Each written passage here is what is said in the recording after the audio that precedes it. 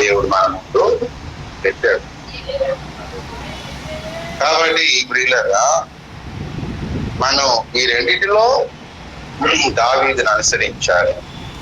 ఈ రెండిట్లో దావీదు. మోషే ఉన్నాడు, పోరాటాలు చేశాడు, యుద్ధ పోరాటాలు యెహోషువ లాగా వెళ్ళాడు, అంతే యుద్ధాలకు వెళ్ళాడు. కానీ కత్తి పట్టి యెహోషువలో యుద్ధాలు చేశాడు అనేది లేదు. ప్రార్థన చేసేవాడు, ఏంటి వెళ్ళేవాడు శత్రువుల దగ్గరికి.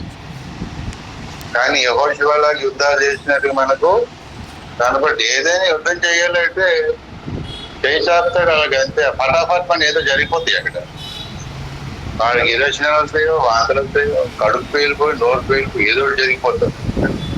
అదొక రకమైన యుద్ధాలు చేస్తాడు.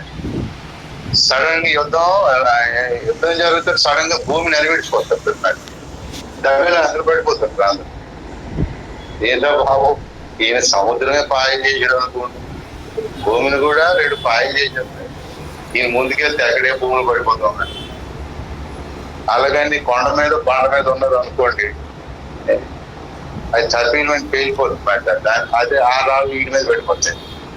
అసలు ఏం చేస్తే ఏం జరుగుతుందో ఈ మోస దగ్గరికి వెళ్తే ఇక యెహోషువతోనే యుద్ధం చేయొచ్చేమో. కత్తి పట్టుకుంటాడు, మనం కత్తి పట్టుకోవచ్చు. కానీ మోసతో ఎప్పుడే యుద్ధం చేసేసి ఎవరిని ఏం చేసేసాడో తెలియదు.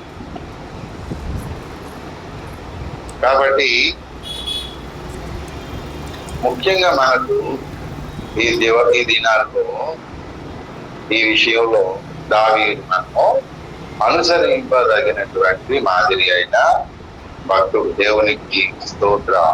ప్రియులారా, అయితే దావీదు భక్తుని మీద శత్రువులు గురి పెట్టినటువంటి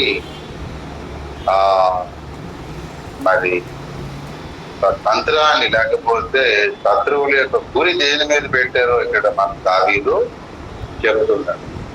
దావీదు యొక్క తల మీద గురి పెట్టారు. దావీదు తల మీద గురి పెట్టారు. కాబట్టి ఆ విషయం దావీదుకి తెలుస్తుంది. దావీదు తల తీసేయాలి అనుకున్నారు. మరి చాలా మందికి దావీదు ఈ కాళ్ళ యొక్క నరాలు కోసేసేవారు, చేతులు తీసేసేయడం, బాణాలు సంధించేవాడు అనుకోండి, కొడలు తీసేస్తారు. ఇలాగా సంవత్సరానికి అయితే పళ్ళు తీసేశారు. అలాగూ మరి సౌలు యొక్క చనిపోయినప్పుడు సౌలు తలను కూడా తీసేసి వేలగట్టేశారు. మరి కోటకి వేలగట్టి ఇక తల తీసేస్తే కాలు తీయడం, చెయ్యి తీయడం, కన్ను తీయడం ఇవన్నీ మనకి. తల తీసామనుకో ఇక బాడీ మొండం ఎంత ఆరోగ్యంగా దృఢంగా ఎలగొట్టే లాభమే ఉంది అని చెప్పి మరి తల తీసేశాడు. సౌలు తల పోయింది. ఆ తలను తీసుకొచ్చి తర్వాత ఏమో మొండాన్ని తీసుకొచ్చి ఆవేశకి ఇలాంటి పాత పెట్టారని మనకి చరిత్ర. మన రిఫరెన్స్ చూసుకోకండి, చదివిన వాళ్ళమే కాబట్టి. ఒక కథలా చెప్పేసిన ప్రింట్ అయిపోయింది అనుకోండి, అదైనా చాలు. కాబట్టి సౌలు తల గురి పెట్టేది కదా. సౌలుకి బాణం వేసాడు ఎవరు, దిగిన తర్వాత సౌలు తల తీసి, సౌలు తల తీయక ముందు దావీదు గొలియాతు తల తీశాడు. ఇప్పుడు గొలియాతు తల తీశాడు కాబట్టి వారు పగబెట్టి ఏం చేయాలనుకున్నారంటే నేను దావీదు తల తీయడం. అసలు ఇశ్రాయేలు దేశం ఏ రాజు తలని తీసేద్దామా అని వాళ్ళు పగబట్టారు. ఆ తీగ సౌలు తల తీశారు. సౌలు తల తీసేయడం ఏంటి, ఆ దయ్యం పెట్టినప్పుడు తల తీస్తే వాళ్ళకి తెలియదు కదా దయ్యం పెట్టిందా దరిద్రం పెట్టిందా. మొత్తానికి పరిపాలన అయితే చేస్తున్నారు, యుద్ధానికి అయితే సైన్యాన్ని నేర్చుకుని వస్తున్నారు. అంతకుముందు యుద్ధాలు సౌలు గెలిచిన చరిత్ర ఉంది. ఏమో ఆ దేవుడు ఎప్పుడు ఎలా తిరిగిపోతాడో మనకు తెలియదు. ప్రభు అని ఎవరు కనికర పడిపోయి దేవుడు కాలు మీద పడిపోయాడు అనుకో అంటే అప్పటికప్పుడే దేవుడు కూడా మార్మల్సి పొందే జీడి వైపు తిరిగిపోతాడు. మనం చెప్పలేము అని చెప్పి వాళ్ళకి సౌలు మీద గట్టి నమ్మకం ఉంది. దానికి వచ్చాడంటే మనకు తప్పేయచ్చు. ఎందుకంటే దేవుని బలం ఉంది అని ఫిలిష్తీయులకి దేవుని బలం గురించి ఎంతో ఎంతో తెలుసు కదా.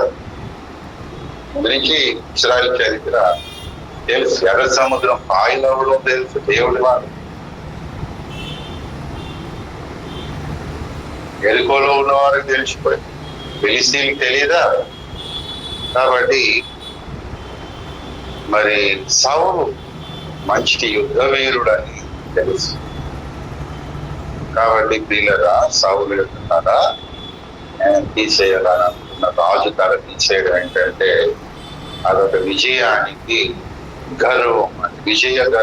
విజయముతో గర్వించవచ్చు. చూడండి సమూయేలు గ్రంథం మొదటి అధ్యాయం 31, మొదటి సమూయేలు 31.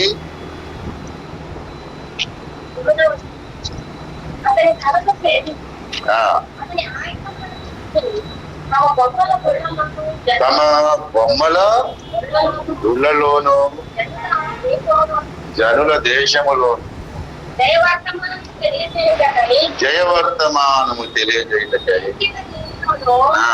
అది తలను ఛేదించి ఎక్కడ పెట్టారట? బొమ్మల గుళ్ళల్లో నేను పెట్టారు మాట. జనులలో వర్తమానము తెలియజేయటకై ఆయన ఆయుధములు పంపారు మాట. ఆయన ఆయుధములు పెట్టారు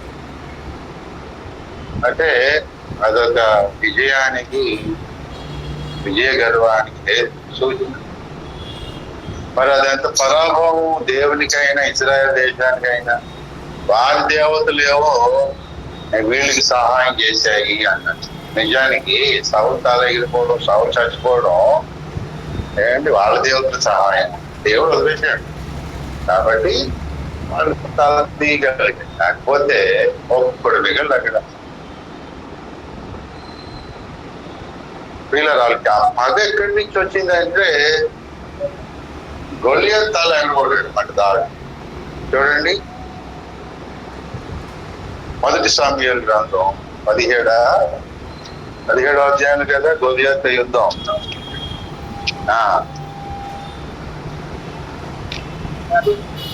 51 చూడండి.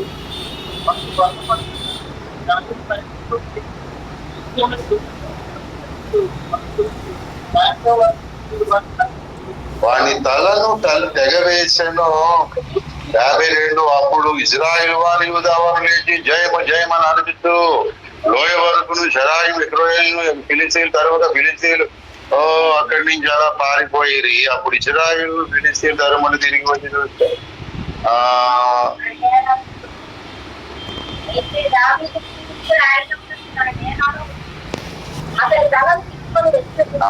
అతని తలను తీసుకొని యెరూషలేమునకు వచ్చాను. తలను తీసుకొస్తూ ఉంటే ఎలాగుంటది? చూసినాడు భయపడుతూ ఉంటాడు. అది అక్కం కాని తల కానీ నరికేసినోడికి ఎలాగుంటుంది? గొప్పనాడు అదుడు ఈయన చెన్నోడు, ఆయన పెద్ద తలకే రెండు చేతులతో మోసేయడు, కావిడి వేసుకున్నాడు, అంత తలకాయ తీసుకొస్తున్నాడు. కాబట్టి ఆ తలని తీసుకురావడం ఏంటో తెలిసిన గొప్ప ఓటమికి సాధించారు. ఒకటి మామూలుగా బాణాలు చచ్చిపోయినా కాలం ఎగిరిపోయిన పెద్ద ఏంటి విజయగర్వంగా తలని తీసేయడం. అక్కడ వాళ్ళని పగబట్టారు. ఇశ్రాయేలు దేశాల్లో ఏ రాజు ఎవడు రాజు అయినా తల తీసేయాలి. అసలు ఇప్పుడు గొలియత్ తల తీసాడు, దావి తల తీసేయాలి. అలాగూ సాతాను వాని మీద పోరాటం చేయడానికి వెళ్ళాలి. తలని చెదగొట్టాడు, తలని చెదగొట్టడం అనుకుంటాడు. మనం మళ్ళీ ఆదికాండంలోని కానీ వస్తే 3వ అధ్యాయంలో దేవుడు ఒక ప్రవచనాన్ని చెప్పాడు కదా, తానే డైరెక్ట్ గా 3వ అధ్యాయం 15లో, మరియు నీకును స్త్రీకి నీ సంతానమునకును ఆమె సంతానమునకు వైరము కలుగజేసేదను. అనగా ఏంటి? ఆ స్త్రీ సంతానమైన యేసయ్య నిన్ను తల మీద కొట్టును, నువ్వు దాని సంతానము లేకపోతే యేసయ్యని మడి మీద. అలాగే కదా జరిగింది. యేసయ్య దాని తల చేత కొడితే వాడు ఏం చేశాడు? యేసయ్యని పాదముల మీద మేకలు వేసి కొట్టాడు. మరి వాడి శరీరాన్ని కొట్టాడా, లేకపోతే యేసయ్య ఆత్మ కొట్టాడు? ఆత్మ సంబంధమైన కాళ్ళకి మేకలు వేసాడు అంటే శరీరానికి వేసాడు. శరీరానికి ఏదో ఒకలా వేసాం కదా. అయ్యో ఎవడొద్దు అన్నాడు, ప్రవచనం ఉంది కదా. యేసయ్య ఎక్కడ కొట్టాడు? తల మీద కొట్టాడు. ఇప్పుడు వాడు కూడా ఏం చేయాలి? తల మీద కొట్టాలి కదా. నువ్వు కాళ్ళ మీద కొడతావు అన్నాడు దేవుడు. కాళ్ళ మీద కొట్టాడా? తల మీద కొట్టలేదా? యేసయ్యకి ఏంటి ఆ ముళ్ళ కంప కిరీటం అన్నట్టు, ముళ్ళ శిక్ష ఒక కాప పెట్టి ముళ్ళు మళ్ళీ దాన్ని పెట్టి పదునైన అది ముళ్ళుతో ఆ ముళ్ళు అది పెట్టారు. ఒక గాయం దిగింది, రక్తం అందులోంచి. ఒక రకంగా తల మీద కొట్టినట్టే కాదు, ఒక రకంగా కొట్టడానికి ఆ గాయాలతోనే కదా చనిపోయాడు. ఏదో ఒక గాయంతో చనిపోయాడని మనం చెప్పాము. కాళ్ళ మీద మేక వేసినందుకు చనిపోయాడు అని చెప్పాము. చేతుల మీద వేసినందుకు, పొట్టలో పొడిచినందుకు అని చెప్తారు.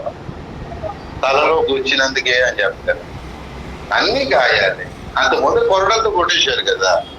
ఇప్పుడు ఎక్కడ మేకలు వేయకపోయినా, ముళ్ళు పెట్టకపోయినా వేసే చచ్చిపోతాడు కదా. గాయాలు పాలు అయిపోయి సిలువ వేసారు. ఆ దొంగల్ని కట్టారు, వాళ్ళు మేకలు వేయలేదు, వాళ్ళు అలాగే చచ్చిపోయాడు. వేసే చచ్చిపోతాడు. ప్రవచనం ఉంది కాబట్టి ఆయన మేకలు వేసి పోయాడు.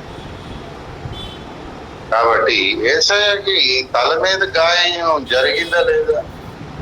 అయితే మరి సైతాన్ గాడు యేసయ్య తల మీద కొట్టినట్టు కాదా? కొట్టలేదానండి, ఎందుకంటే క్లియర్గా ఉంది కదా దేవుని. ఏమో సార్ ఆడు కొట్టలేదు కానీ కొట్టేస్తున్నారు.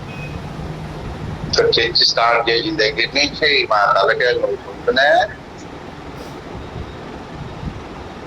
ఆఖరికి కళ్ళందరూ వేసుకోక్కర్లేదని ఒక చిలక జోసి చెప్పాడు ఒక ఆయన.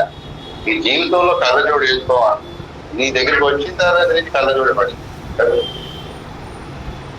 నువ్వు రాకముందు హాయిగా నిద్రపోయావు, నువ్వు వచ్చిన తర్వాత నుంచి నిద్రే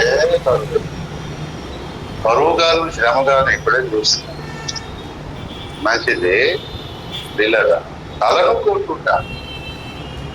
తలను యేసయ్య సాతాను తనలో కొట్టాడు, చెందుకు కొట్టాడు. మరి అంటే అప్పుడు అర్థం ఏంటి? వాడు తల చేతుకు కొట్టాడు అనేసి అంటే వాడు పర్మనెంట్ గా పరిపాలన చేద్దాం అనుకోవడానికి అవకాశం లేకుండా చేశాడు. సౌలు తల ఎగిరిందంటే పరిపాలన లేదండి. అలాగూ వాడి తల చెల్లుకోడాడు అనేసి అంటే వాడి పరిపాలన లేదు. ఇప్పుడు కాలో చెయ్యి ఇరిగిన వాడిని ఒక కుంటిరాజు ఒక గుడ్డిరాజుని పెట్టచ్చు కదా. మన భారతదేశంలో ధృతరాష్ట్రుడు అంధుడైన రాజు, తప్పలేదు. ఒకసారి యుద్ధాల్లో రాజుగారు వెళ్ళి కాలో చెయ్యకపోతుంది, అయినా మనిషి తలకాయ ఉంది కదా, పరిపాలన చెయ్యదు. తల ఎగిరిపోయిన మొండని తీసుకొని సింహాసనం పరిపాలన జరుగుతుంది. ఆ తల దొరికింది రోజు ఆయన చెప్పేసి పట్టుకొని వచ్చి తల తీసుకొని సింహాసనాన్ని పెడితే పరిపాలన అవుతుందా? అది సంగతి. పరిపాలన జరగకుండా ఉండాలంటే తల తీయాలి.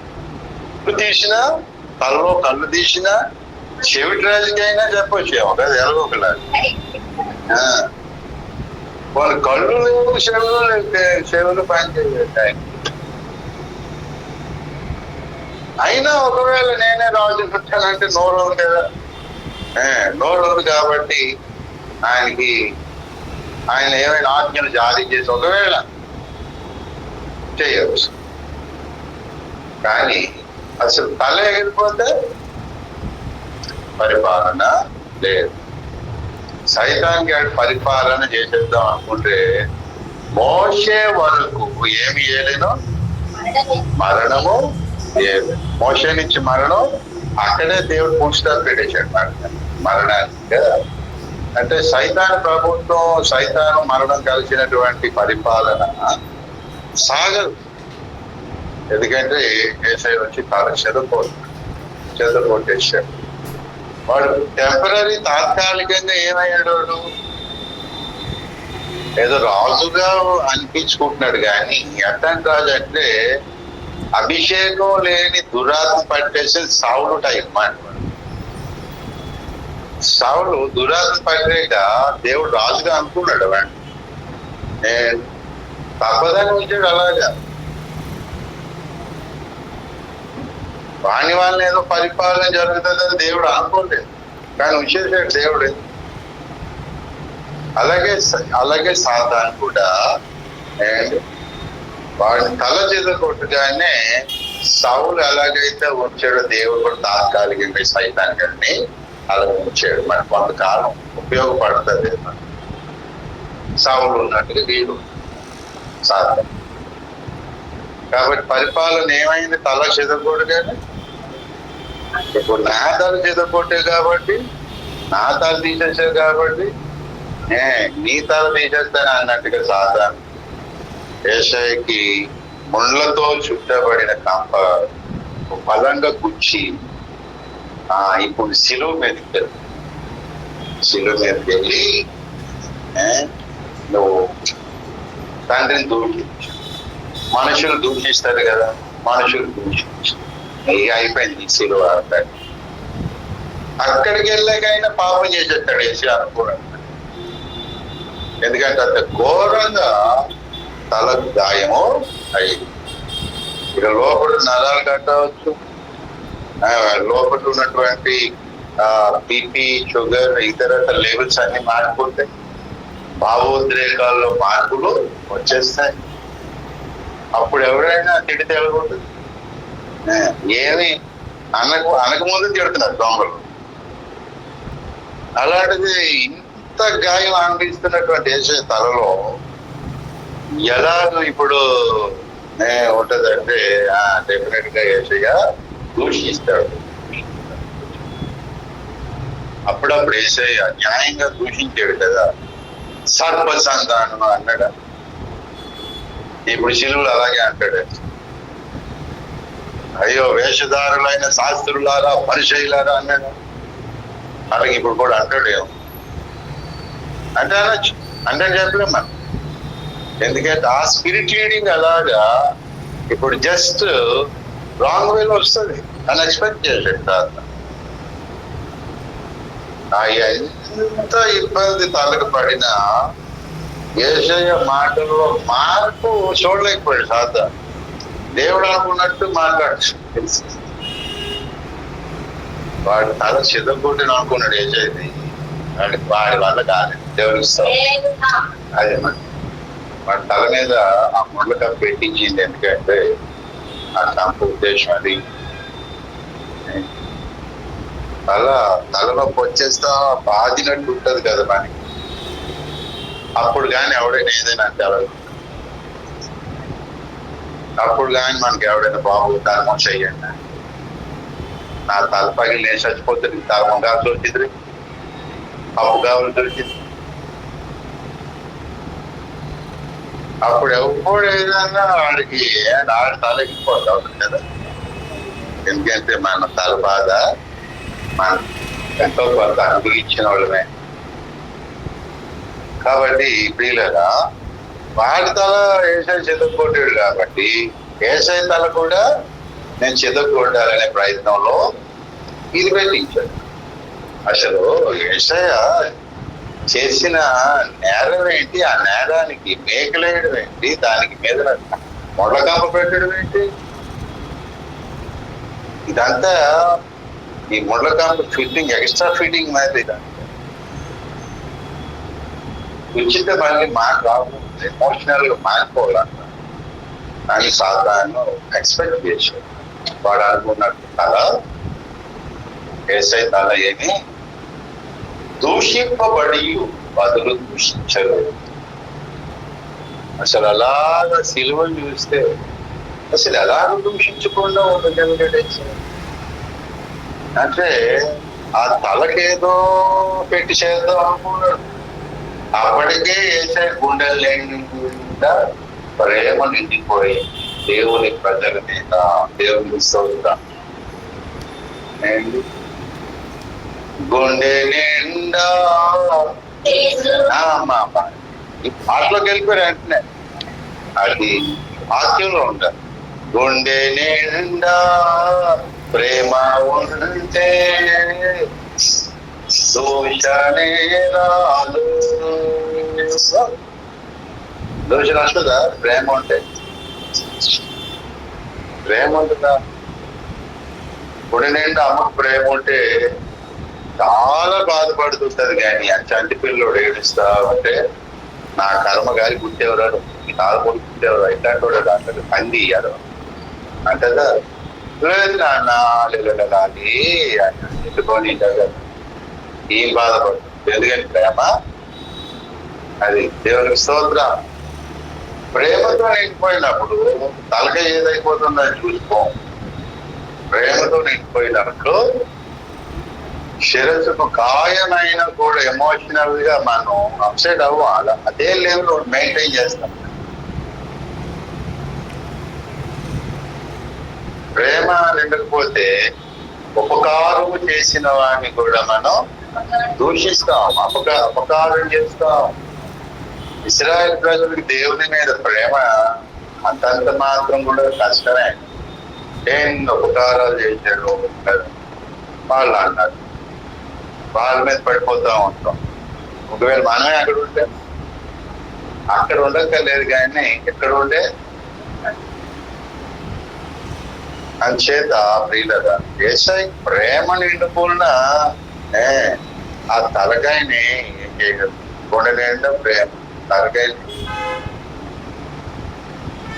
ఒప్పిరాయ్ గారికి గుండె నిండా ప్రేమ, ఆయనకి గుండె అయిపోయింది. అయిందా లేదా? గుండె నిండా ప్రేమ గుండె అయింది. అయ్యో అవమానం అని చెప్పి బయటికి రావడం మానేసారు. అదే మానం అంటే 4 గంటలు కూడిపోగానే అమ్మ బాబు అని చెప్పి అందులోకి వెళ్ళక ఫుడ్ మెయింటైన్ చేసి, హెయిర్ మెయింటైన్ చేసి, బ్యూటీ పార్లర్కి వెళ్ళి ఆ బ్యూటీ పార్లర్ని ఇంటికి రమ్మంటాం. ఈ లోపు దారిలో 4 గంటలు ఉన్న 4 గంటలు పోతాయి.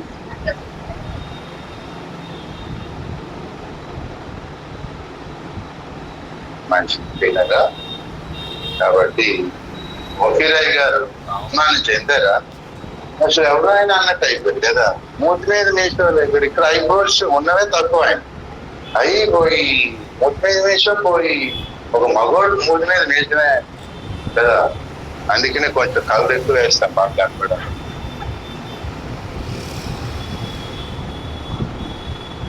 నేను అనుకున్నాను, ఊహించుకున్నా, నేను అడిగితే నేను సువార్త వస్తాను, చర్చికొస్తాను రానేను అని లోపలికి వస్తాం స్వరం.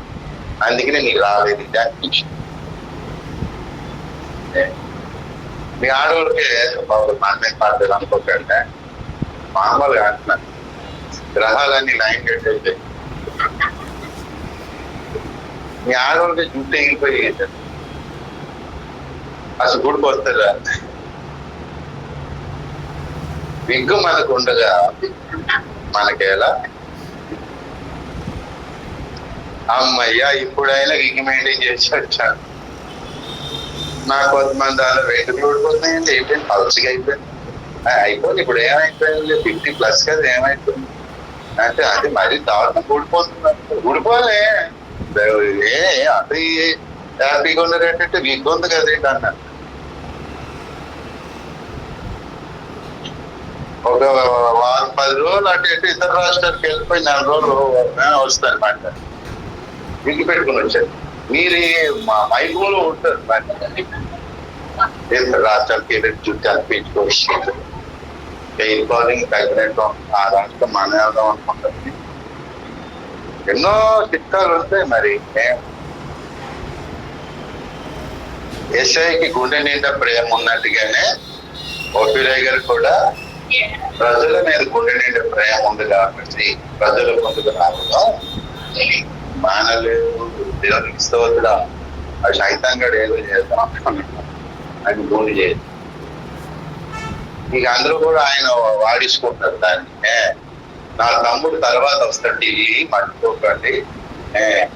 ఆయన పేరు కూడా ఓకే అని చాలా అవతలోకి వెళ్ళాలి. మనశ్శాంతి ఉంటారా లేదు ఆయన ఎలా చెప్పేసి అర్థం అయ్యగారు ఏంటికి జుడు లేదని వాడంటే బాధపడతా. ప్రజల మీద ప్రేమ ఉంటే ఏది శరీరం ఏమైపోయినా సైతాన్నేమో అలా ఏసై తల మీద పడుతుందంట. ఏసై తల మీద పడితే ఏదో దూషించి నిందించి ఏదో చేస్తే అయిపోయింది, ఈ శిలువ పనిచేయదు. ఇది పరిపాలన చేసేది ఉండదు. వాడి పరిపాలన లేకుండా చూపించాడు నాకు శిలం గురించి. అలాగే ప్రియులగా వాడు తల మీద గురి పెడతాడు. మరి ఏసై కూడా, ఏసై భక్తులు కూడా సైతాన్ గడి తల మీద గురి పెడతాడు. దావీదు గొలియాతు తల మీద, ఫిలిష్తీయులు సౌలు తల మీద, దావీదు తల మీద గురి పెడతాడు.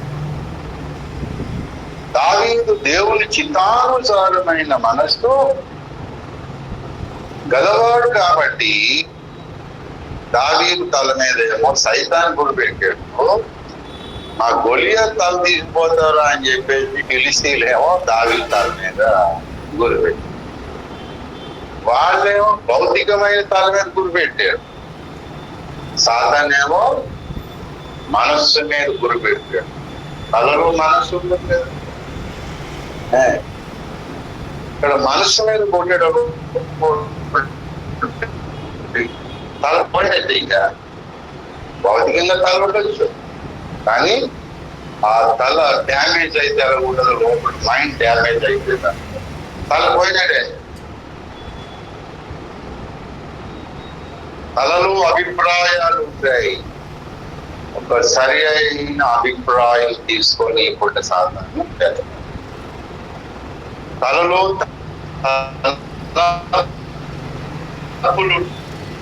ఉంటాయి. దేవా నీ తలంపులు నాకెంత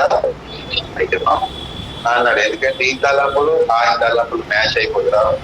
క్రీస్తు యేసు కలిగిన ఈ మంచి మనసు, ఆ మనసు దావీదుకి ఉన్నది. కాబట్టి ఇప్పుడు ఎగరగొట్టాల్సింది కాలో చేయక అన్నగా విషయం వచ్చింది. సౌలు కనులు తీసేసాడు. దేవుడే తీయించాడు. ఎందుకంటే మళ్ళీ తెలియదని కోరుకున్నాను సంవత్సరం.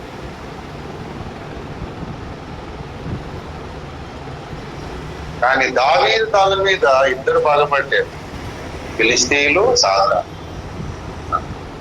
ఎలాగైనా యుద్ధంలో దావీదు తల ఎగరాలని ఎన్నోసార్లు ప్రయత్నం చేస్తే దావీదుకి అర్థమైంది నా తలని ఎగకూడదు అనుకుంటాను. కానీ నిజానికి సాతానే తీసేయాలని అనుకుంటున్నాను. పిల్లగా అలాగే మనం కూడా ఎక్కడ గురి పెట్టామంటే సైతాన్ యొక్క తల మీద, గురుబోధకుల యొక్క, యజబేలు యొక్క తల మీద మనం గురి పెట్టాం. అంటే వాని ఉద్దేశాలు, వాటి తలంపులన్నీ నాశనం కావాలి, వాని అభిప్రాయాలు నాశనం కావాలి, వాడి వ్యూహములు, వాటి తంత్రములన్నీ నాశనం. అవన్నీ తలలో వస్తా ఉంటాయి కదా. ఈ తలలో ఉన్న అభిప్రాయాలు ప్రకారం విషపు చోము నింపుతారు. తలలో ఉన్న అభిప్రాయాల ప్రకారం వ్యర్థమైన దూషణము, వ్యర్థమైనటువంటి మంత్రాలు ఏంటి విడిచిపెడతా ఉంటారు. మంత్రాలు మంత్ర ప్రయోగాలు. ఎందుకంటే ఇందులో ఉన్న అభిప్రాయాల ప్రకారం మన మీద విషపు చూపు ఉందా లేదా మాతో మాత్రం మనం చూస్తే ఏంటో అయిపోతుంటారు కదా. చూడగా క్రైస్తవులకు ఇల్లు అంటారు. ఇల్లు కావాలంటే మీరు క్రైస్తవుడా అంటారు. ముందే లేడీకి పొట్టు కనబడదు. ఆ తర్వాత ఏంటి ఇల్లేమో అంటారు. అమ్మ దేవుడిని నమ్ముకోండి అంటే చాలా బయలుదేరే పని ఉండదని ఏం చెప్తాడు వినొచ్చు. నిన్నేమో దుర్గా ఫోన్ చేసి అమ్మాయి డాడీ ఇలా శుభార్కి వెళ్ళండి డాడీ, జయంతి సందర్భంగా, అంబేద్కర్ గారి జయంతి సందర్భంగా అనాథ జనాలకి వెళ్ళి పళ్ళు ఇవన్నీ మంచిదానికి వచ్చేదాన్ని మంచిదానికి వెళ్తే అక్కడేమో ఒక బ్రాహ్మణ కనిపించింది 95 సంవత్సరాలు. ఇదిగా అమ్మ ఎలా డ్రెస్ అప్పుగా అని అంటున్నాను. ఎందుకంటే మేము బ్రాహ్మిన్స్ నిష్ఠా గరిష్ట అంటే అవునండి మా తాతయ్య గారు బ్రాహ్మిన్సే, మా డాడీ బ్రాహ్మణే, మా డాడీ బ్రాహ్మణ అయినా దేశాన్ని నమ్ముకున్నాడు, ఆయన వేదాంగములు చదివారు అని చెప్పిగానే మీ డాడీ ఏమవుతున్నాం అని అడిగింది. ఇంకేదో తెలిసిన పోతుంది అని చెప్పేసి ఆవిడకి అర్థమైందో మేము అంతకంటే నిష్ట అంటే ఏమో కానీ మా డాడీ మా తాతయ్య గారు బ్రాహ్మిన్స్, నేను ఆయన కూతుర్ని నాకు తెలుసు. ఎందుకంటే ఇంకోటి తెల్లగా ఉంటది కదా, నాన్వేజ్ ఉంటుంది మన బ్రాహ్మీ నాన్న. మరి వేదాలు చదివారండి ఇదండి అది చదివారు, మరి మీరు చదివారా అన్నారు. ఈ 90 సంవత్సరాలు కానీ ఇస్తారు ఆయన వేదాలు పురాణాలు అన్ని చదివారండి, చదివి నమ్మారు, ఆయనకి ఎవరు చెప్పలేదు అని చెప్పేసి శుభార్ చెప్పేస్తే సైలెంట్ అయిపోయిందట. అసలు ఏం చెప్తుందో చిన్న పిల్ల 95 ఆమెకి 35 ఏం చెప్తా వచ్చిందో అని ఏం చెప్తావు చెప్పు, నేను కూతుర్లు అంటే దాన్ని కొన్ని అనుకోండి అంటున్నమాట. రేపు మాకు చచ్చిపో అసలు 95 ఉన్నామంటే గ్రేట్ కదా. ఎవరు లేరు వాళ్ళు, మనవాళ్ళు గేడు వాళ్ళందరూ కూడా అమెరికాలో ఉన్నారు. మళ్ళీ అమెరికా కావాలి అప్పుడు మాట. ఈ పాపలు అగ్రహారం అక్కర్లేదు, వాళ్ళందరూ అక్కడ ఉన్నారట. ఈమె ఏకాకిక ప్రేమ సమాజంలో అనాశరణలో ఉంది. అక్కడ ఉన్న వాళ్ళందరూ పాపంలో ఉంటారు. మరి అన్ని క్యాస్ట్ వాళ్ళు ఉంటారు కదా, మరి వాళ్ళ మధ్యలో నువ్వే అగ్రహారంలో ఎవరు చేర్చుకోలేదా నీ పొలం చెప్పుకుంటే ఇట్లా ఎన్నో. కానీ ఈమె క్రిస్టియన్ అనగానే రాజభవన్ లేచిపోయినట్లు లేచిపోయిందట. దాన్ని ఏంటి విషపు మాటల్లో వ్యతిరేకత. ఎందుకంటే తలలో బాగా సాధారణ విషయాన్ని నిలిచారు, అభిప్రాయాల ఆలోచన చేదైన మనకి గీత చదివేది అదే మాట ఉంటుంది. ఏంటి చూడండి దయచేసి ఆ కీర్తన 140 కీర్తన కదా నాకు చదువుతాం. 2వ వచనం, వారు తమ హృదయములలో అపాయకరమైన యోచనలు చేయుదురు. యుద్ధం ఎందుకు రేపుతారు? హృదయంలో అపాయకరమైన అది. ఈ చివరి దినాలు ఇంకా ఎక్కువైపోయిందా లేదా? ఎక్కువైపోయింది. సువార్తకి వెళ్తే మాట్లాడితే అసలు క్రైస్తవుడు అంటే సువార్త చెప్పకపోయినా ఏమి లేకపోయినా పక్కనే క్రైస్తవుడు ఉంటే ఇల్లు ఇంటి దిగితే వీడికి ఏంటో ఇచ్చినోడు లేదు. కానీ ఆ తర్వాత ఎక్కడైనా మార్కెట్ లో కనపడ్డారు అనుకోండి బోర్డులే కదా అడ్రస్ వస్తాం. ఏమైనా సరే బాబు ఎందుకంటే ఎవరికైనా ₹1,00,000 కావాలో ఉచితంగా నేను ఇస్తున్నాను అంటే వాళ్ళప్పుడు వస్తుంది. ఎంతలో విషయం ఏమో అమృతంగా మారిపోతుంది. దొంగనోట్లు ఇచ్చాడు. ఇచ్చేసి మనమే ఫోన్ చేశాక అక్కడ ఉన్నాడు, దొంగనోట్లు చెప్పేసి అయిపోతున్నాను అది దగ్గరికి వెళ్తే పడుకుంటాడు జైలు. మా క్రిస్టియన్ ఇలా చేస్తాడా, అప్పుడు జాగ్రత్తగా ఉంటాడు. నాకు ఇలాంటి ఆలోచనలు వస్తూ ఉంటాయి, మనకి అది దాచుకుంటాను కాబట్టి. ఎప్పుడైనా ఎవరేం చేస్తే అది దొంగనోడు ఇచ్చేసి భవిష్యత్తు అనిపించేసి పెట్టుకుంటాడు. హృదయంలో అపాయకరమైన యోచనలు, చేతులు, తర్వాత ప్రియులతో మన మీద ప్రతి కట్టాలు పట్టుకుని వస్తారా? లేదు. రోజు ఆలోచనలు ఉంటాయి, చూపులు విషమ చూపులు చూస్తారు. ఆ చూపుల్లో ఉన్నటువంటి తీవ్రత, ఆ ప్రభావం మన మీదకి అటాక్ అవుతుంది. నోట్లోంచి మాటలు వస్తాయి, అంటారు వాళ్ళకి వ్యతిరేకమైన మాటలు. ఆ మాటలు ప్రభావం మనకు తగిలేటట్టుగా సాధన చేస్తారు. ఎందుకంటే ఈ తలకాయలు ఆలోచన ముఖ్యంగా మన ఓపెనిస్ లో ఈ సత్యం కొరకు పోరాడుతూ ప్రార్థన చేసిన వాళ్ళ మీద ఉంటుంది, అటాక్ ఉంటుంది. ఎందుకంటే వాడు తలకాయ కొట్టుతాం, మనం లాజిక్ మీద కొట్టేస్తాం కదా. మన లాజిక్ తో మన ఆలోచనలన్నీ కాల్చి పారేస్తూ ఉంటాం, దాన్ని దుష్టుడికి రేగిపోతా ఉంటాం. నా వాళ్ళకి నేను విషపు ఆలోచనలు పెడితే లాజిక్ తో అవన్నీ ఆచరిస్తున్నాం అని చెప్పి మన తల నెగలుకుంటా. అందుకనే మనకి ఏమండి, మనకు శారీరకంగా అయినా బాగా హెడేక్ వచ్చి, హైపర్ టెన్షన్ వచ్చి, బీపీ బాగా పల్స్ డౌన్ ఎక్కువైపోయి చక్కనైన ఆలోచనలు రాని కూడా చేస్తారు. అది వాడి తంత్రం. మనం తొందరపాటుకు మనకు గురి అయ్యేటట్టు ఏ విషయంలోనైనా తొందరపడు. ఇంట్లో వాళ్ళతో తొందరపడి మాట్లాడు, లేకపోతే తొందరపడి ఎవరినైనా ఏదో ఒక మాట అని దూషించే దేవుడినైనా, దైవజనుడినైనా, అమ్మాయినైనా, అబ్బాయినైనా, భార్యనైనా, భర్తనైనా, ఇంట్లో అమ్మాయి ఆఫీస్ మేనేజర్నైనా, ప్యూర్నైనా, ఎవరినో చూసుకో. తొందరపాటి ఏదో ఒక తనేసే, ఒక తొందరపాటి ఒక వాగ్దానం చేసేసే, ఒక మాట ఇచ్చేసు అని చెప్పి నువ్వు మాట ఇచ్చాక నీకు నెరవేర్చాలి. ఈ తొందరపాటు కలిగేటట్టు డ్యామేజ్ చేస్తాడు. మన తల తీసేయడం అంటే తలలకే ఉంటది, కానీ ఆలోచనలు అన్నీ మానేస్తాడు.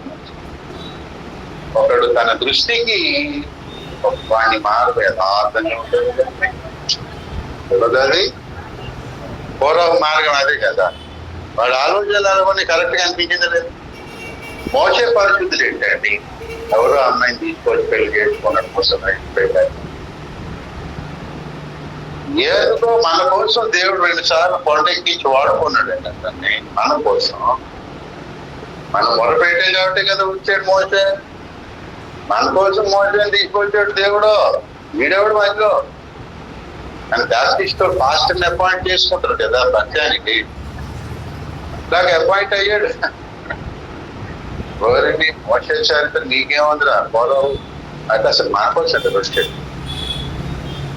ప్రజల మనిషే కాదా, ప్రజల కొరకే ఉండాలి. ఏంటి మధ్యలో అందరూ పరిశుద్ధులే, నీ పరిశుద్ధి బోర్డు పరిశుద్ధుడా అని తలకాయలు ఆలోచన నిండిపోయి నేను పరిశుద్ధున్నా, ఆయన నేను పరిశుద్ధున్నా, వాళ్ళ అక్క అనేసి, వాళ్ళ అన్నయ్య అనేసి, వాళ్ళ అమ్మ లేదు అప్పటికి అంటే అందుకు కూడా పెంచింది కదా. అక్క అనేస్తుందా? అక్క అంటే ఎందుకంటే నేను రక్షించాను కదా. అన్నయ్య అనేస్తాడు, నాకంటే చిన్నోడు కదా. ఎంత మేలు చేసినారా నీకు చిన్నప్పుడు? ఏదన్నీ తలకాయలో పెట్టి డ్యామేజ్ చేసి తల ఎగకూడేసాడు. ఏంటి మోసే ఈరోజు ఆయన తొందరపాటుతో మాటలు పలికి ఏమైపోయాడు, పాతాళానికి పోయాడు. అలాగే ప్రియులగా మనం సాతాను తల మీద గురి పెట్టాం మీద దేవునికి స్తోత్ర. మన ప్రవక్త చెప్పాడు, అరే యుద్ధం చేస్తే ఎక్కడ కొట్టాలి, ఏమి కనబడుతున్నది నీకు అంటే రాజు గారు చేతి చిటికినేలు ఉంగరం సార్ ఏ బాండారు ఇచ్చాడు. నీకేం కనబడుతున్నాయి? ఎలాగైనా రాజుగారి యొక్క ఎర్రలకు ఉన్న పాదరక్షకులు కొట్టేయాలి సార్. అది చచ్చిపోగానే అవి తీసి పారిపోతాను. తీసేయి, వీడి జోడు పుట్టుకున్నాడు పనిచేస్తాడు పని. నీకేమి కనబడుతున్నది? నాకేం కనబడలేదు సార్, తలకే ఎగరగొట్టాలి అదే కనబడుతుంది నాకు. ఇర్మియా నీకేం కనబడుతుంది? అట్లా చెట్టు మీద ఏం కనబడుతుంది నీకు? చూసి చెప్పాడు కదా, పనులు కనబడుతుంది బాగా కనిపెట్టి. ఇంకొకసారి ఏం కనబడుతుందంటే కాలిపోయి ఉత్తర దిక్కున ఒక పాత్ర కనపడుతుంది, అది పడిపోయి బాగా కనిపెట్టావు. అలాగూ రంజితో పేరు నీకేం కనబడుతుంది? పేరు తలకాయ ఆడదాని తలేదు అమ్మ అమ్మ దాన్ని పడుతారు. దాన్ని ఈజీగా తీసుకొచ్చింది కదా, అంత జింపు ఉంటుంది కదా తప్పి ఇలా ఇసుకొని రావచ్చు. ఒకటి గారి తలతో కోట్లాడి తలకాయ ఉండలేదు. సైతాన్ గారి తలకి అయిపోడేస్తుంటే ఇంకొక తలకి ఎట్లకు వస్తుంది? సైతాన్ గారికి ఒకరి గారు అంటే భయం. ఈయనకి చాలా క్లారిటీ మైండ్ మాట, లాజికల్ మైండ్, క్లారిటీ మైండ్, భయంకరమైన క్లారిటీ అంట ఆయన. దయపెట్టే క్లారిటీ కాదు.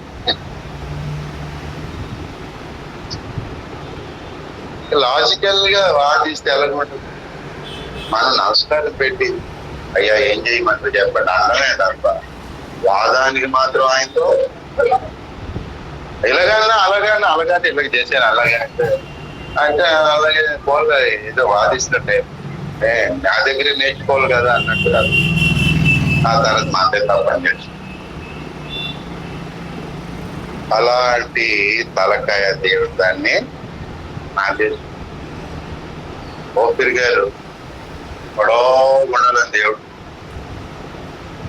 ఆయన చేతికి 10 ఉంగరాలు ఉండాలని చూడండి, ఆయన కారు ఉండాలని చూడండి. దేవుడు చూసి నా తలకాయని చూశాడు. మరి తల్లి గర్భంలో నుంచి ఒక వస్తువు ఉన్నప్పుడు ముందు తలే వస్తుంది అది కదా. అలా తల వస్తా ఉంటే దేవుడు పట్టుకున్నాడు ఆ తల. ఆ తలకాయ ఒకసారి దేవుడు ఎలా అది clarity head, logical head and knowledge head. ఇక చిన్నప్పుడు అలా అన్నారు కదా, దేవుడు ఎవరు పుట్టించాడు బాబు లేదు అక్కడ చెడిపోయేటట్టు అన్నాడు. ఆ చిన్నప్పుడే దేవుడు ఎక్కడ ఉంటాడు అనేసి అంటే ఆకాశం దగ్గర ఉంటాడా, ఆకాశం అలా దిగితే అక్కడ ఉంటాడని చెప్పి నడిచి వెళ్ళిపోతాడా. అదేదో దేవుడు చూడాలి ఈ రోజు అని చెప్పి ఆ చందమామ కాదు పుస్తకం మొత్తం చదివాలని చెప్పి లైబ్రరీకి పోయేది చిన్నప్పుడే నడిచి. అలాంటి తలకాయతో ఢీ కొట్టాలంటే ఇప్పుడు ప్రపంచ తలకాయలు ఈ అన్ని మధ్యలో నమ్ముకున్న తలకాయ. అది చిన్నప్పుడే దేవుని చేతులు పడిపోయి తలకాయ.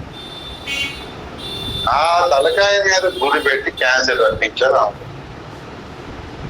ఆ ఊపిరి గారి తల మీద గురి పెట్టి వాడు మంత్ర ప్రయోగాలు తల మీద చేసి మతి మరుపు వచ్చేటట్టుగా చేసి ఏవో చేయను. కానీ వాడు ఏది చేసినా ఒక 2-3% ఆ తలకి. కానీ ఆ తలని ఢీ కొట్టాలంటే కష్టమే.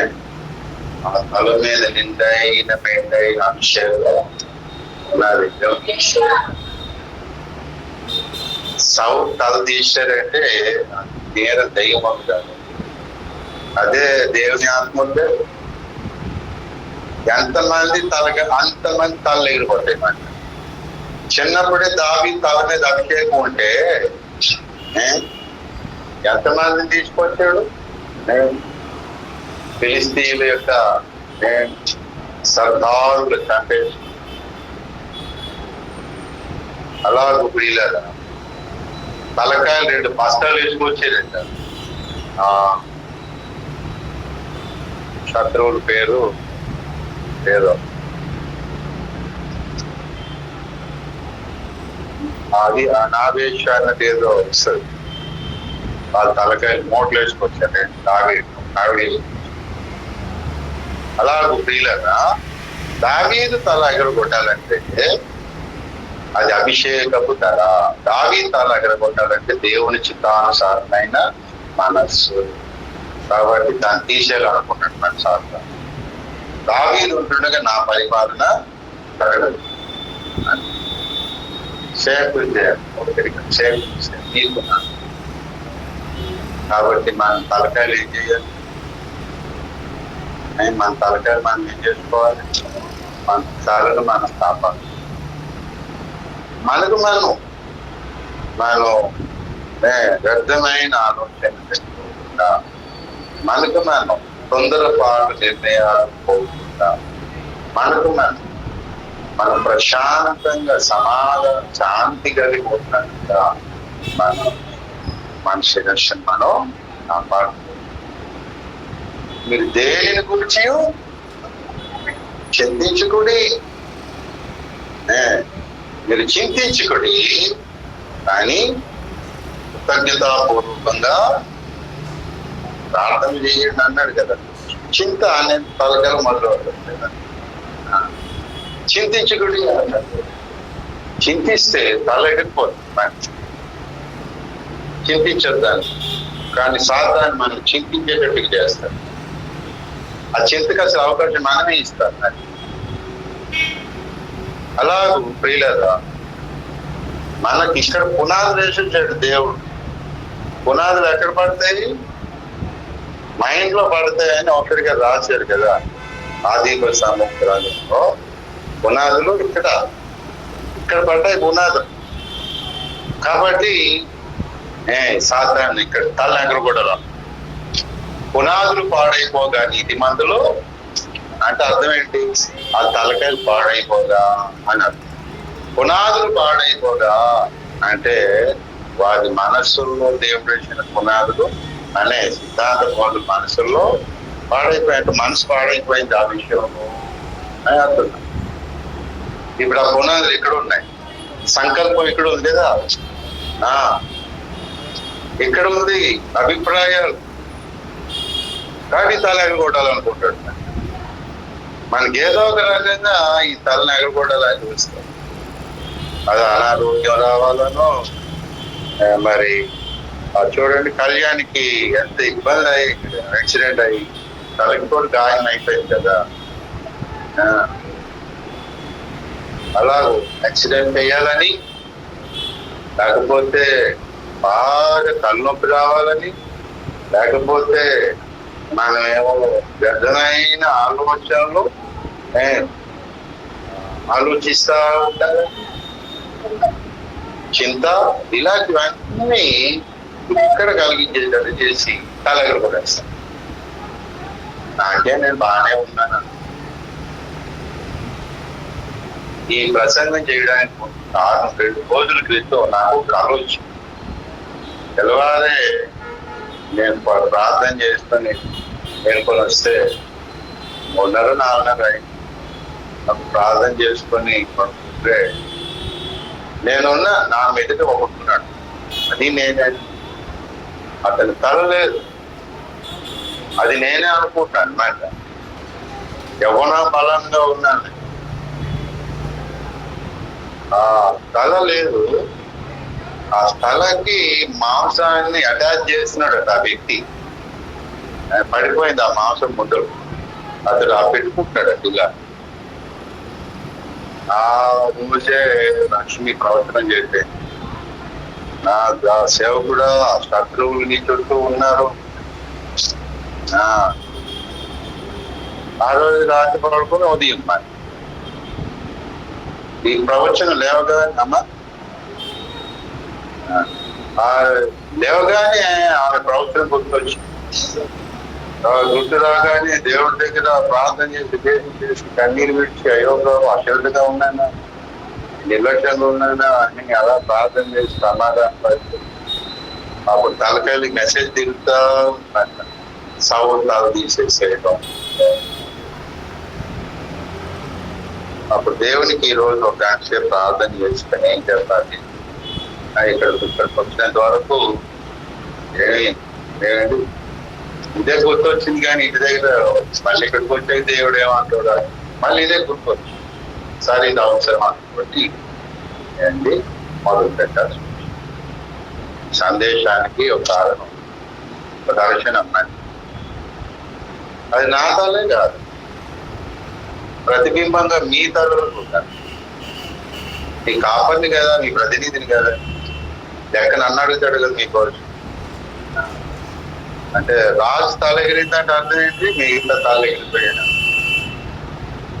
అలా అసలు మన శిరస్సుల మీద వాడు ఎలా గురి పెట్టాడో తెలుగుకి మనకు తెలుసు. మూడు వాళ్ళ తల ఏసై చెదగొట్టాడు. కాబట్టి ఏసై తలని చెదగొట్టాలా లేకపోతే చెయ్యాలని చెప్పి ఏసైకి ఆ ఇబ్బంది పెట్టింది.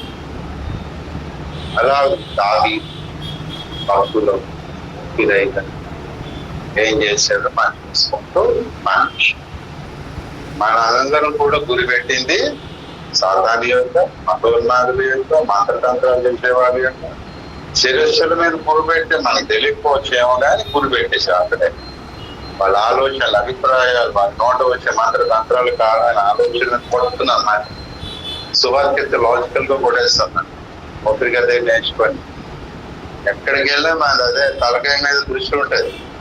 వాడు చూస్తూనే ఉంటాం కానీ వాడు ఆలోచనలు ఏం చెప్తాడనే కదా, వాడి అభిప్రాయాలు ఏంటనే కదా, ఏం దాచిపెట్టాడనే కదా, వీడికి ఎలా ప్రేమతో ఇప్పుడు చెప్పాలా లేకపోతే గంటింపుతానా లాజికల్ గా ఏంటి అని చెప్పేసి ఇక్కడ ఆలోచించి రెడీ అయిపోతుంటాం కదా.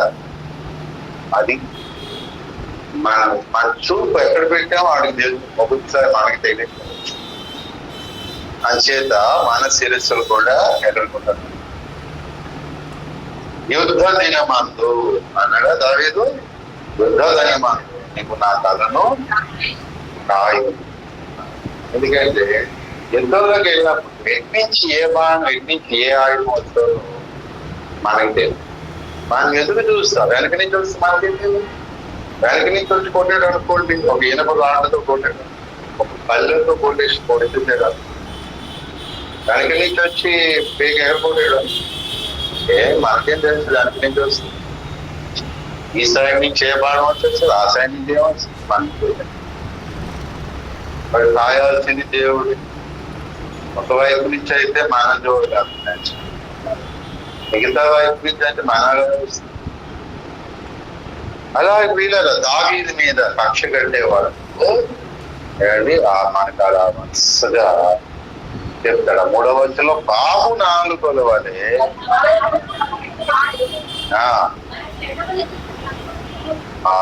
సరే అంత భయంకరమైన మనుషులు మన మీద ప్రయోగాలు చేస్తా ఉన్నారు. బలత్కారం చేయి వారి చేతిలో నుండి నన్ను రక్షింపుము. 5వ వచనంలో గర్విష్ఠులు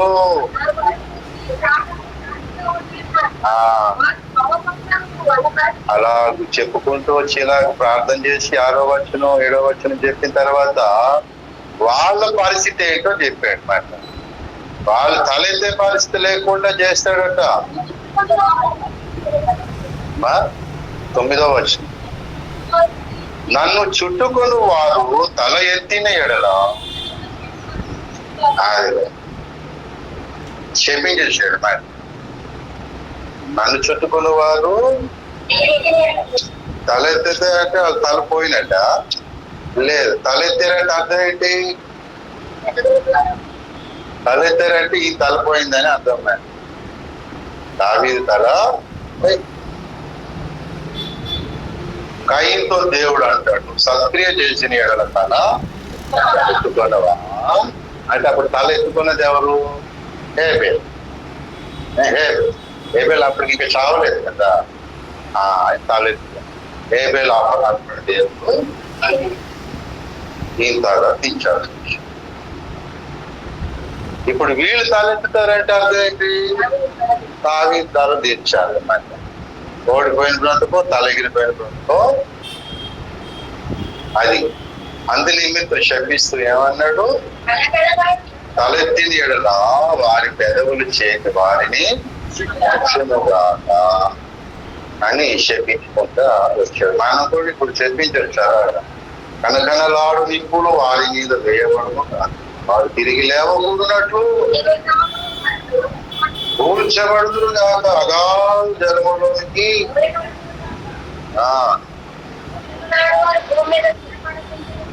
అలాగు ప్రియులరా, అలాగు ఏంటి? శాపాన్ని మనం కూడా విడిచిపెట్టాలి. మనం కూడా విడిచిపెట్టాలి. ఇప్పుడు ఇచ్చిమించి తాగి కూర ఏమయ్యాడు? నేను పోయాడు లేదా కిందకి? అగ్నిగుండంలోనికి పోయాడు కదా. 10వ వచనంలో చెప్తారు, అగ్నిగుండం అగాధ జలములోనికి త్రోయబడినట్టుగా కొరావు త్రోయబడి. అతని మాటలే అతన్ని ఏం చేశాయి? ఇక్కడ దాగి చెప్పినట్టు వారి పెదవులు చేటు వారిని అన్నట్టుగా కోరావు పెదవులు చేటే కదా. కోరాని ఏం చేసి కిందకి దోచి పారేసి, మరి ఏదో వాజీవుడు బాబు పరిశుద్ధుడు అన్నావు. దాన్ని ఏమైతే నీ పరిశుద్ధత నీకు తాగేది అంటే మరి ఓవర్ పరిశుద్ధత ఓరం. ఏదో మోసే రమ్మంటున్నాడు అనేసి అంటే మోసే రమ్మంటే అసలు మనం ఎందుకు వెళ్ళాలి? ముందే తీర్మానం, మనమే పరిశుద్ధి, నేను నీకు మంత్రుడిని, నేను పరిశుద్ధుడిని, నేను మంచోడిని అని ఓవరుగా తలపోసుకుంటా ఆఖరికి తన తలే ఎంత లేకుండా చేసి అది కూడా చేస్తాడు కాదా? అది అందుకని దావీదు ఎప్పుడు ఏం చేసేవాడు? దేవుని దగ్గర పరీక్ష చేసుకునేవాడు. నీకు ఆయాసకరమైన మార్గం ఉన్నది చూడు ప్రభా, యుద్ధానికి వెళ్తున్నా తలెగిరిపోతుంది అక్కడ నాయనా అని అంటే దావీదు దేవుడు ఏ పొరపాట్లు క్షమించేసి నువ్వు నేను తర్వాత చూసుకుందా శత్రువు తాళ్ళ దగ్గర కూడా దేవునికి సవులు కాదు పోరావు కానీ స్వపరీక్షలు పిల్లలు మనల్ని ఎప్పుడేమైనా అన్నీ ఆ మాటలతోనే వాళ్ళు ఏమైపోతారు? ఏదో ఒక టైప్ లో ముచ్చబడతారు. అది అవమానంలో ముచ్చబడతారు, సమస్యల్లో ముచ్చబడతారు. ఈ లోకంలో ఏదో బతుకుతారు కానీ ఏదో నష్టాల్లో ముచ్చబడతారు. మారమని అవకాశిస్తాడు దేవుడు. తెలిసిందా నీకు లోపలికి కాదు. ఇంకా పేరుతో అదే లెక్కల్లో ఉంటే గోతిగా పోలేదు, బాగి రాదు. ఓపిరిగా రాన్నోళ్ళు ఎంతమంది పోలేదు గోటి? అయ్యగారే చెప్పారు కదా, ఓపిరిగా మీకు సీక్రెట్ తెలిసిన ఆయన ఎవరు? పగడారు ఓపిరిగా నిన్న అన్నాడు తెవక్త నీ ఎగతాళి చేసి మాట్లాడు, తల మీద కూడా. అతను కూడా కొంచెం లాజికల్ గా మాట్లాడుతూ ఉంటాడు కదా, పోరాటం చేశాడు. ఎంత చేయి నీవు ప్రవక్త కంటే నీతి మంత్రులుగా చించుకుంటావు పోరాడు. అలాగే నరకాన్ని పోతాడు అనుకున్నాడు పోరాడు అనద్దు. ఆ దైవజనుడి ప్రవక్తను ఎందుకన్నా ప్రవక్త ఏంటో అతను అభిషేకం జీవించేవాడు కదా.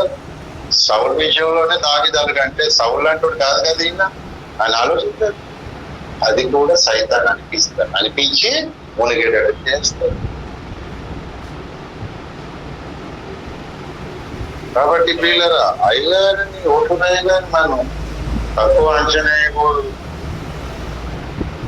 ఒకరిగా తక్కువ అంచనా వేయకూడదు అంటే మనం దూషించాము అని కాదు, మనం దూషించాం. తక్కువ అంచనా వేసి ప్రార్థన మానంటావు అని. తక్కువ అంచనా వేస్తే ఏం చేస్తాం మనం? ప్రార్థన తగ్గిపోదు. అంచనా ఎక్కువ వేసాం అనుకో ప్రార్థన. మోషేలా ప్రార్థన చేసి ఇశ్రాయేలు ప్రజలు గొప్ప వాళ్ళని ప్రార్థన చేసి, సొలొమోను గొప్ప వాళ్ళని చెప్పి ప్రార్థన చేశాడు జ్ఞాని.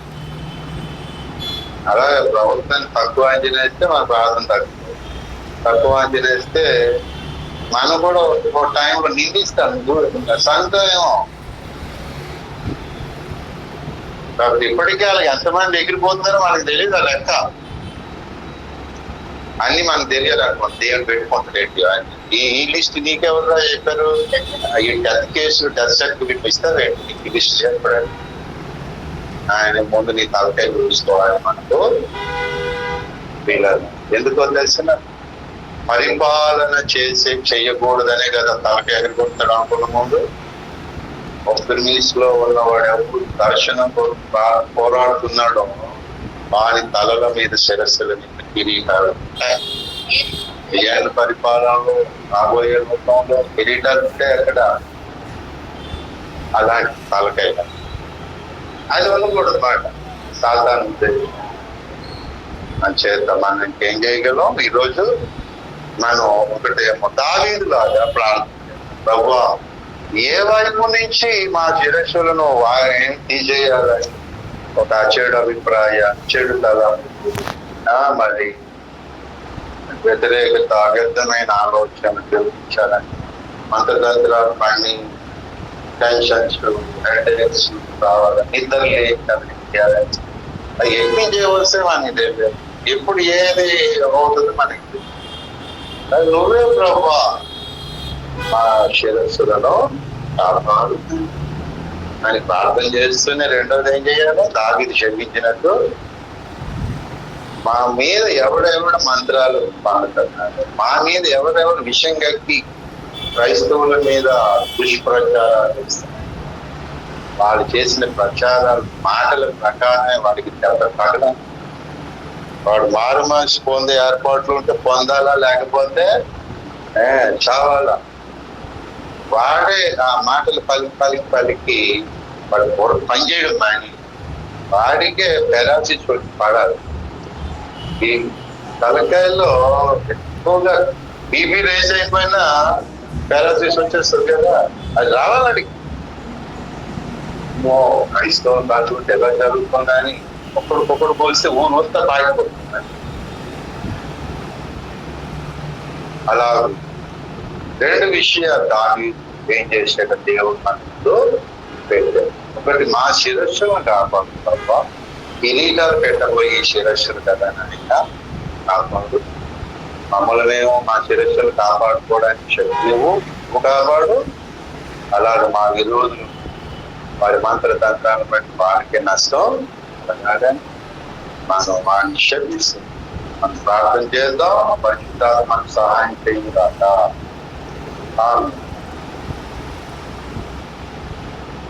ప్రార్థన చేసుకుందాం. ఇంతవరకు మనం కూర్చున్నాం కాబట్టి లేచి నిలబడదాం. ఒకసారి లేచి నిలబడి కాసేపు ప్రార్థన ప్రభువుని స్తుతిస్తూ, ప్రభువా మమ్మల్ని దర్శించి మమ్మల్ని కాపాడడానికి ఇచ్చిన సందేశం కొరకే వందనాలు ప్రభువా. దుష్టుని యొక్క తంత్రం తెలియపరిచినందుకు నీకే స్తోత్రం అని మనం నోరు